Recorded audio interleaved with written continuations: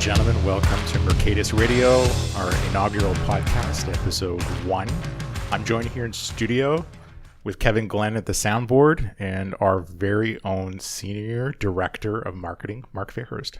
Hello, everyone. It's great to be here, and we hope you enjoy this very first podcast from Mercatus Radio. Now, I'm the host, Sylvain Perrier, President and CEO of Mercatus Technologies. Mark, we have what I would say is an amazing subject to tackle today. Absolutely. And that is the growing threats to the traditional grocery retailers out there in the market.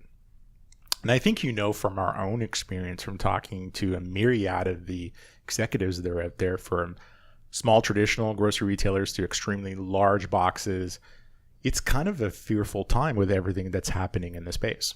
It is such a dynamic marketplace. There's not a day that goes by that there isn't some nugget of news dropping. It's amazing. Yeah, if it's not Instacart, it's somebody being bought, whether it's in the United States, whether it's in Canada, whether it's overseas. And that landscape is not only shifting here in our very own backyard, but it's actually happening in Europe and overseas, which has a ripple effect, quite frankly, in everything that's happening in the supply chain to what consumers can do and can't do and so on. So this is an exciting time to be doing what we do here at Mercatus.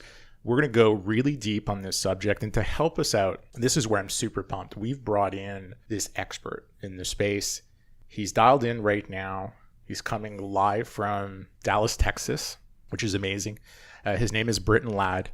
Now, I have to admit to everyone that's listening, whether you're in your car or you're at home or somewhere else, the first time I heard of this gentleman, I was in Las Vegas. And you know what they say about Las Vegas? Mark says you lose a month. Hopefully my wife's not listening. But I was at Shop Talk, and Shop Talk was an amazing event because it was the who's who in retail, it was the who's who in e-commerce coming together. And I remember distinctly, I was sitting down in the grocery track. I couldn't get a seat. I had to sit on the side of the wall on the floor. And there's a retail executive comes over to me and says, "Did you read that article on LinkedIn about the Trojan horse?" And I'm like, "What, you mean like the Trojan horse, or do you mean like something more pertaining to retail?" And he goes, "Yeah, about Instacart." I go, "No, I haven't seen the article." And he passes over his phone. I read the article, and it's Britton wrote the article, and I'm like, "Wow, that's amazing." And then Mark arranged to connect us. Yeah, no, he was great. He was great. Super responsive in reaching out to him. Yeah, and he's an independent consultant. He's a brilliant strategist when it comes to technology and retail and all things e-commerce and CPG. We have him on the phone today.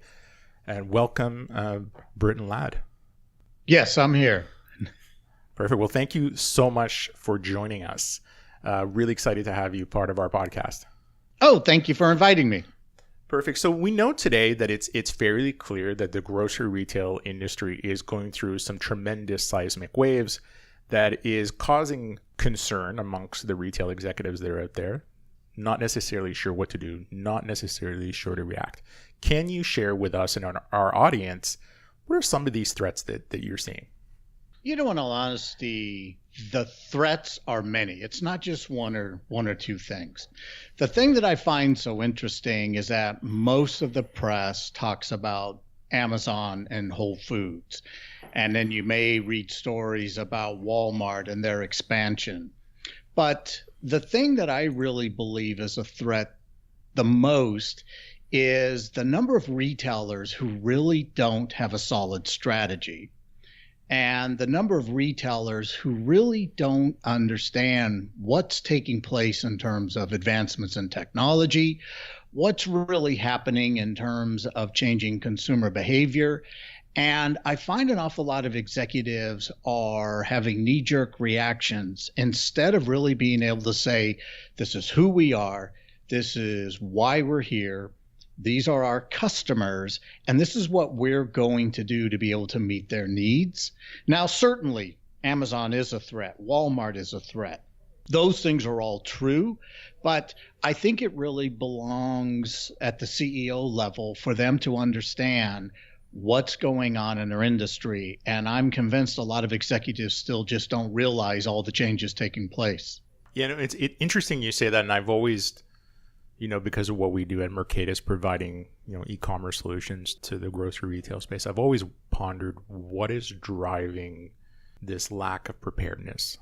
And I've contemplated, is it because where they grew up in the organization? Maybe they've been at the organization for a long time. Maybe it's because they're used to running a brick and mortar operation and then kind of having a shifting over to doing a dual strategy or to doing e-commerce. Why do you think that's the case? Why are they not ready?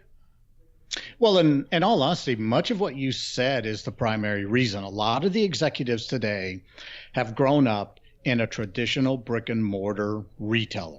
They're new to the e-commerce game. And in my business, what I have discovered when I have visited grocery retailers globally, an awful lot of executives will say to me, well, we're digital. And I'm like, well, that's interesting. Why don't you walk me through what digital is? And what they start to talk about are things you can touch, as if digital is something you can touch. And really, digital is a mindset change. Digital is an understanding that your business must operate differently. Now, certainly you have to have the right tools and platform to do that. But you need to have an understanding that to be digital means to be transformational in how you operate today. The other thing that I've certainly noticed is that an awful lot of executives spend an awful lot of time focused within their four walls only. They don't look at what does Amazon do, what do other retailers do, what does General Motors do, what does Tesla do, what does Boeing do. These executives are very insular in their thinking, and they have lost that ability, and many of them never had the ability to really look across industries to learn what are these other executives doing within their companies. That to me are the things that I've noticed. Excellent. So if you had to, and maybe you have a time machine, I'm not sure, but if you, it'd be amazing, like you should be sharing it with us right now, but if you could fast forward into the future and look at a successful retailer that truly embodies digital, right? Because what you're talking about is not just having these tangible elements, but it's also having it fundamentally part of your DNA as a retailer. What would that look like? Well, certainly, let's address the store level. The store of the future looks much differently than it does today. What I believe is going to happen is that the retailers of the future are truly digital, meaning they have the technology within their stores, they have the online platform, they have the apps. They have totally changed how they interact with customers. And more importantly, customers have choice in how they wish to engage with their preferred retailer. That's a fact. But the retailers of the future, what they'll understand is it's not just personalization, it's individualization. It's leveraging data much more intently and intimately than they do today. And even though a lot of retailers will say, well, we understand data and we leverage data, no, the future will look much differently in that the data will truly be able in almost real time help retailers better understand what is actually taking place at this moment. What is really taking place within my stores and online, and how do I adjust the inventory? How do I adjust promotions? How do I generate more sales for a specific product? But going back to what I stated earlier about the store, what I believe the store of the future will look like is this. You walk into the store and you shop by how you live. And what I mean by that is I believe the store of the future will have a section where it's clearly designated, this is breakfast. Then you'll have a section that this is lunch. And then you'll see the store is designed that this is dinner. And then you'll see a design that says this is for the personal items you need, for the pharmaceuticals that you require. And if you think about it, the store of today is almost exactly what a store looked like in the early 1900s, the 1950s, the 1960s, the 70s, 80s, 90s, and the 2000s. They have all looked the same. In addition, digital is really something where companies are going to have expertise in this. And you'll find that many of those retailers today who convinced themselves they could just do it in-house and they could leverage their homegrown systems, and these systems would grow and be able to transition in the coming years, they're going to find they've made a big mistake in doing that. In my business today, a lot of retailers call me in and they tell me how they're struggling. Well, they're struggling because they don't have the right talent. They're struggling because they really don't have an ability to build and implement the systems that they require. So you will see many more of the retailers in the future really going from established platforms, off-the-shelf software, and they'll get away from the we build it here mentality to we leverage the expertise that went into this software, and they're not a vendor, they're really a strategic partner. That's what I anticipate. So I really appreciate the comment about the we build it mentality. And I want to share with the audience out there the Mercatus experience and what we're seeing as being kind of the transition in potentially what could be the future. We are now seeing historically, and what we've seen historically, quite frankly, is the retailers that either want to tackle this themselves or are not taking the partnership mentality, and quite frankly, trying to coexist digital personalization very much separate from the in-store experience. And as of late, and when I say as of late, I'm not talking a generation here. I will say within the last 12 months, quite easily, we are seeing retailers that are entering what I like to call retail 3.0, maybe 2.5. And what I mean by 2.5 is they now understand that they have the ability to acquire. They are starting to understand that they need to bring in the right people, and they are. And the people that they bring in are non-grocery retail related. They could be apparel related, big box related, but deep expertise in the vein in which they're coming in to join the traditional retailer. We're equally starting to see context around understanding how to merchandise online very much differently than how they would in their brick and mortar operations. And last but not least, and this is the conversation I've had, I think in the last 2 weeks, which really caught me off guard, was the context of talking about micro-personalization. And in our world, we call it hyper-personalization. So you as a consumer, very much so when you come in online, the technology and the platform understands who you are, what your habits are, so implicit and explicit data, and leveraging it not only to contextualize the data that's being presented to you, but the container.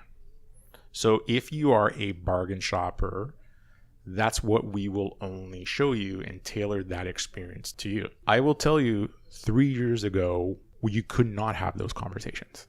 And that's astonishing to me. Now, in your magic crystal ball that you have in front of you, what is the first step a grocery retailer, an executive can take to really start to make a difference? You know, in all honesty, they need to step back and they need to do an assessment, an honest assessment of how are they organized? What talent do they have in the organization? To be able to have an honest discussion of, do we really know who our customers are? Do we know what our customers want? And what type of supply chain do we have? What type of supplier relations do we have? What type of technology platform are we leveraging today? How are we doing things today? First and foremost, for an executive to start making a better decision, and what I would really say are the right decisions, they have to really understand where are they starting from. And in my business, what I find is so interesting is the more I talk to executives, especially within grocery retailers, the more I find that there really isn't an understanding of all the things taking place within their company. Grocery retailers, grocery executives have a way of compartmentalizing what the CEO will focus on. And other executives have much greater command and control over certain areas. And there's not a lot of discussion taking place so that the CEO has a complete understanding that this is not just my company, but this is my ecosystem. CEOs have their touch points. CEOs have their levels of comfort. And that's what they like to focus on. And so what I try and do is get those executives to step out of their comfort zone and gain a much better understanding of what are the facts, what are really the facts within their company. And once they understand the facts, then it's a matter of saying, let us determine what the vision is for how you move forward. And then the other discussion is, how do we take this vision and turn it into reality? And along the way, of course, is identifying the steps that have to take place, investments in technology and so forth. How much is shareholder priorities in a publicly traded retailer hampering a CEO from really jumping in headfirst into this? You know, and honestly, I've heard that excuse more times than I can count. And the CEOs will say, but Britton, I'm so tied down with shareholder meetings, or Britton, I'm under so much pressure from Wall Street that I really don't have the level of comfort to want to make big changes in technology, or I'm afraid to say we don't want to do it in-house because we're going to bring in something off the shelf, or we're going to make a dramatic change in our supply chain. So what happens is there's a level of paralysis within the grocery industry where executives are stuck. They want to stay within their comfort zone because they're so risk averse. And so even though shareholders and publicly traded companies absolutely want to see performance from grocery retailers, history proves that grocery retailers actually have trended down in what their stock levels have done and growth in those businesses. And so I don't believe that is a legitimate excuse. If anything, I think that now is the perfect time for CEOs to say, look at what we have out there. We can reduce cost complexity within our companies by moving away from we build it here mentality. We can leverage new supply chain technology, new vertical distribution technology from someone like an Ocado or a Takeoff Technologies, other companies that specialize in distribution of grocery products. And the time is now to be going and looking under the hood and really identifying where changes can be made. The worst thing a CEO can do is maintain the status quo. It is absolutely the death knell for grocery retailers. That's excellent. So let's assume we find a bold and brave CEO who throws caution to the wind, doesn't care what the board thinks. What are the steps that CEO's organization can take to really survive in this space? Well, the thing I would say is it's really not throwing caution to the wind. The best example to look at is Amazon. Internally at Amazon, they make changes all the time. They enter new categories, new lines of business, and they do so freely, and they do so with confidence. And the executives today really need to say, we can do this. We simply need to have a plan of attack, and we have to really understand the roadmap we need to travel. And so I think first and foremost, find someone you can speak with. Find someone you can partner with and trust. Find someone who has a level of expertise within the grocery industry across many areas, technology, supply chain, what's going on and changing demographics and so forth. That's the first step. Be able to have that partnership with someone who can help you understand this is how you better engage your customers, because no matter what a CEO decides to do to reduce costs and complexity and improve the supply chain, what we need them to do is engage customers and get more foot traffic in stores and more traffic to their online website. And so everything that they're working on needs to have those goals in mind. How do we delight customers? How do we provide an exceptional customer experience? And how do we give customers choice to how they interact with us? And in essence, if you're a physical brick and mortar retailer, you want to become omni-channel. If you're an online only retailer, you absolutely need to have the best platform capability so that customers find it very easy to maneuver within the website, order from the website, and feel comfortable ordering groceries online. And of course, the quality of the product has to be there. But to me, it begins with, you can't just say to a retailer, okay, go. Okay, Mr. Executive, go change things. They need to really understand where do they have to go, what's the vision, and then how do they turn that vision into a reality. That's excellent advice. So I have two more questions for you. And I consume everything you write. I'm a big fan. I think the audience probably knows that by now. America versus the UK. I mean, we've heard the arguments that if you're a UK-based retailer, when it comes to e-commerce, you're innovating much and you're 5 years ahead of their counterparts located in North America. I can tell you at Mercatus, we're getting phone calls coming in from the UK, Australia, and New Zealand, Asia, and I want to hear from Britain. Britain, are they really that much ahead of us, or have we fully caught up? No, there's I think it's completely false that if we're going to use the UK as an example, that they're ahead of the US. I find no gaps. What happens is that because of the density levels within the UK, that has greatly changed their business models. Where I do give the UK an edge is in supply chain technology, distribution, but the geographic region that is really leading is Asia, especially in China. There is no doubt to that. And also the thing I want to point out, and you mentioned the fact that I do a lot of writing. I wrote several months ago that I believe, and I recommended that Walmart divest Asda. And I made the argument that Walmart needs to divest Asda to give them more freedom to how they can operate within the UK. From a strategy perspective, I never understood the value of Walmart retaining Asda. I think they would have been better to acquire Carrefour or simply go after Beckett Renkisser or just leave the European Union completely. So the fact that anyone would say, oh, the UK is miles ahead of the US or years ahead of the US, I just don't see it. And I have done projects for the majority of the companies over there.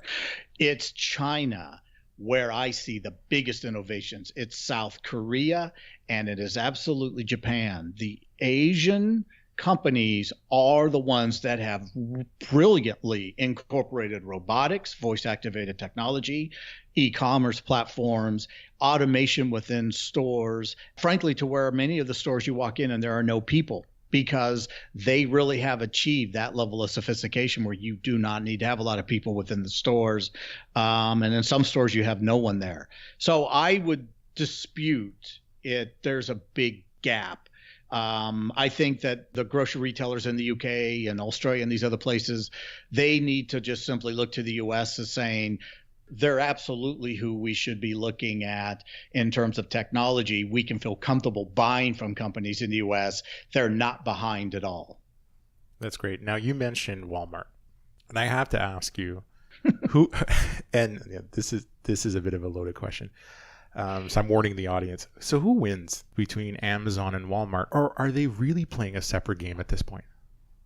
Well, again, and we'll talk about this, I know, in a future podcast. The thing I stress to executives is that there's an infinite game and a finite game. And the reason why Amazon is winning is they play an infinite game. Their goal is to outlast their competitors. Walmart and other retailers try and beat their competitors, and I think that leads them down the wrong path. So today, if I was going to lay money on who is going to win, it will be Amazon. Because Amazon understands the importance of an ecosystem. Amazon isn't concerned with trying to win at every level and every category in grocery retail.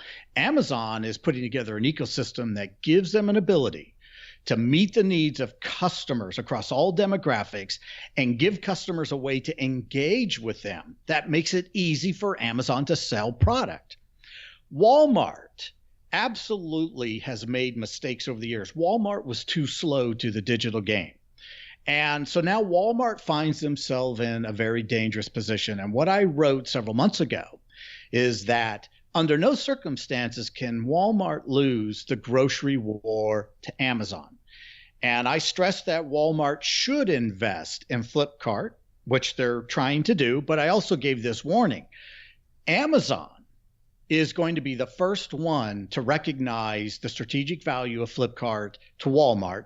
And I won't be surprised if Amazon at the last minute comes in and makes a bid. And sure enough, today, what happened is that Amazon offered $12 billion to Flipkart. So now Walmart is going to be in a bidding war.